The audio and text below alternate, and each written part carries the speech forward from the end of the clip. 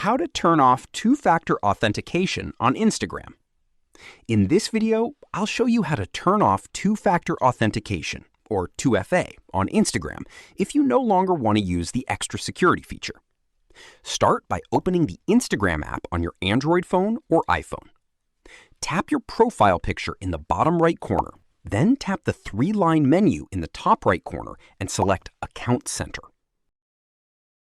Next, tap Password and Security, then select Two-Factor Authentication. Choose the Instagram account you want to manage.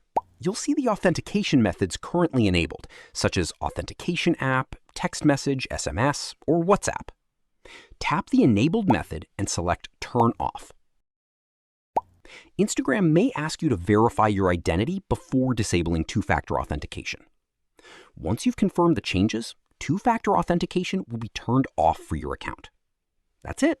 You've successfully turned off two-factor authentication on Instagram.